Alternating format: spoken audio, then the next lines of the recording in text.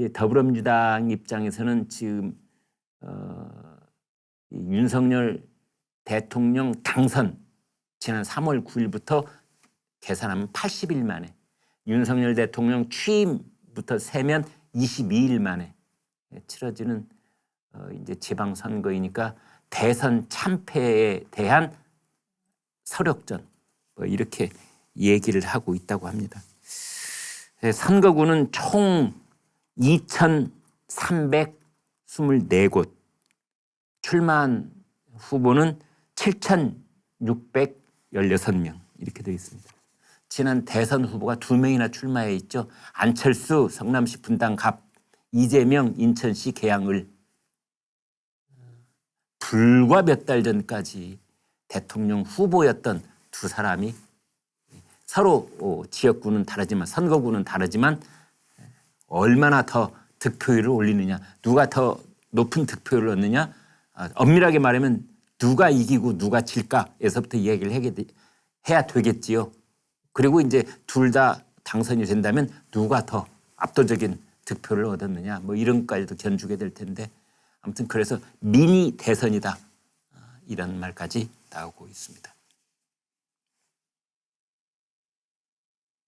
더불어민주당 출신 무소속 양향자, 우리나라 정치인 중에 양심 세력을 대변하는 전국적 스타덤으로 우뚝 선 양향자, 이른바 검수완박의 그 꼼수, 처음에는 당이 나가라고 그러니까 어쩔 수 없이 나가서 무소속이 되고 법사위에 소속이 됐지만, 나는 독립적인 헌법기관인 국회의원이다, 나는 양심에 따라서 나의 결정을 할 것이다, 검수완박 이런 식으로 밀어붙이는 건 아니다 했던, 지금 보시는 양심적 정치인, 삼성전자 임원이었던, 고졸 출신 최초 삼성전자 임원으로 전국적인 유명세를 탔던 양향자 의원이 이렇게 말했습니다.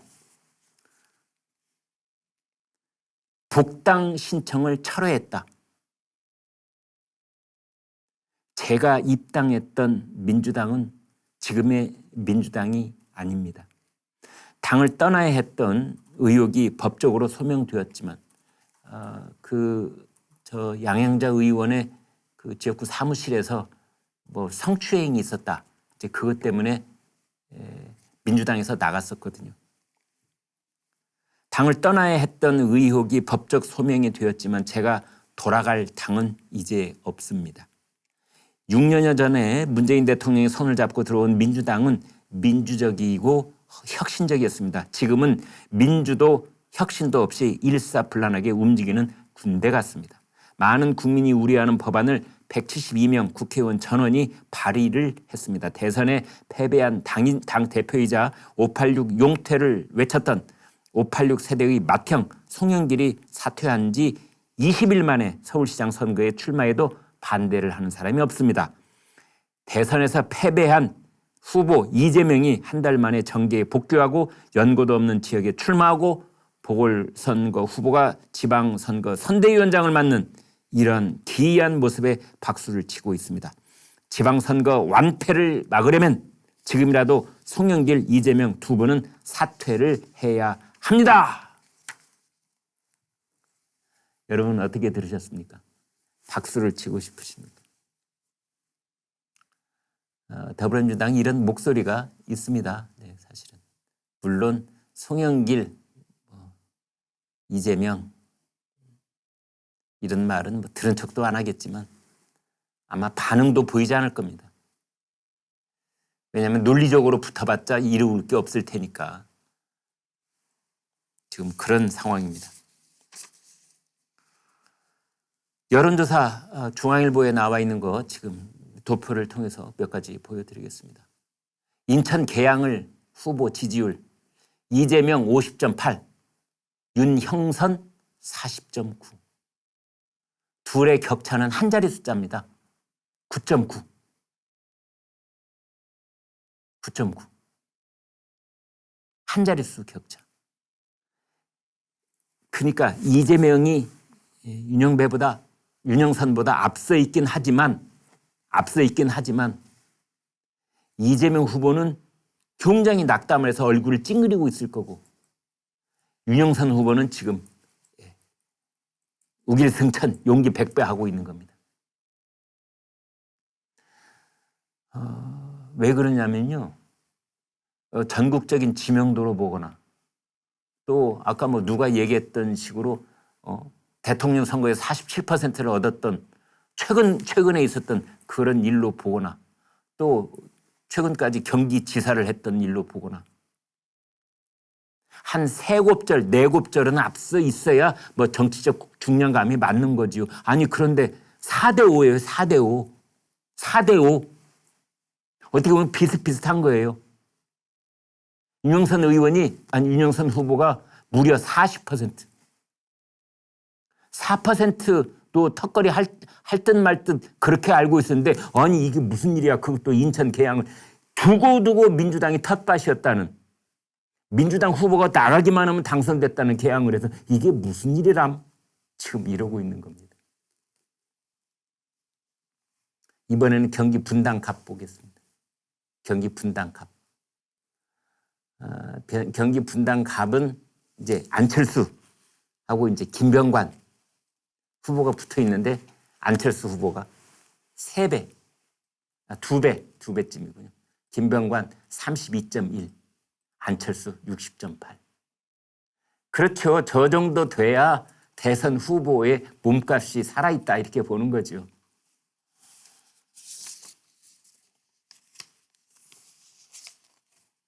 이준석 대표가 이렇게 말했습니다.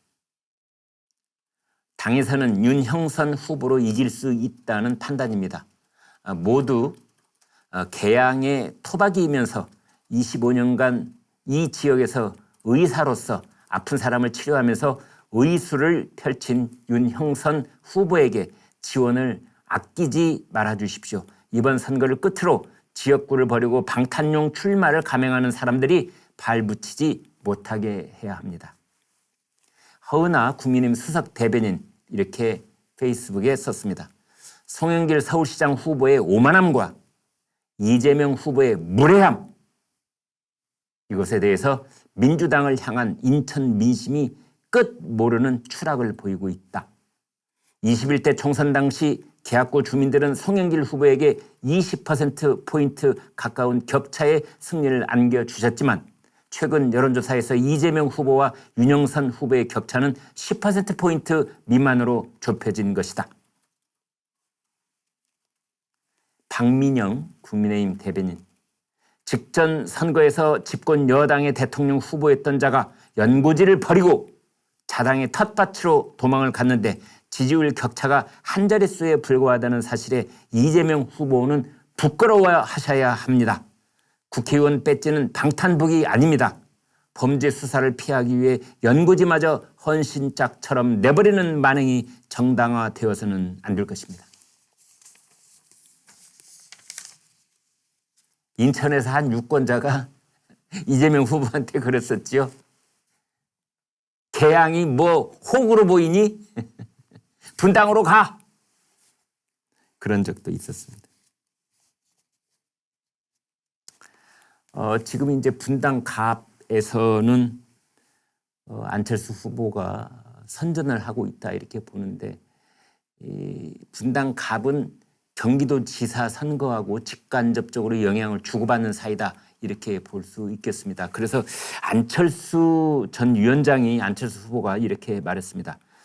경기지사 선거가 박빙구도로 흐르고 있고 무소속의 강용석 후보가 3 내지 5% 득표를 하고 있는데 이것은 실체가 있는 것이다. 따라서 김은혜 후보와 강용석 후보 간의 단일화가 필요하다. 이렇게 얘기를 했습니다. 이준석 대표가 바로 그걸 치받고 나섰습니다. 안철수 위원장한테.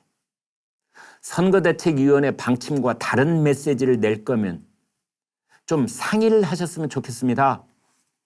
그럴 거면 안철수 위원장이 선대위원장을 하셨어야 합니다. 선대위원장 하라고 할 때는 안 하시고 또 선거 전체를 지휘하시고 싶으신 것 같습니다. 선거를 지휘하고 책임지는 위치라면 모를까.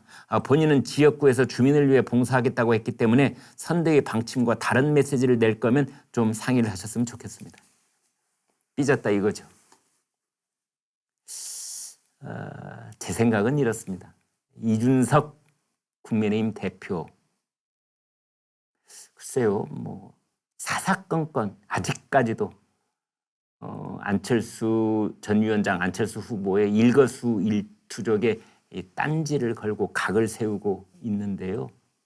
글쎄요, 이제 이게 본인의 정치적 입지와 관련이 있어서 계속해서 안철수 전 위원장하고 대립각을 세우는 것이 본인한테 유리하다라는 판단인지요, 아니면 그냥 전적으로 감정적인 앙금이 아직도 그냥 이게 켜켜이 쌓여 있어서 그러는지는 모르겠으나, 글쎄요, 유권자들 보시기에는 그렇게 좋아 보이지는 않을 것 같습니다.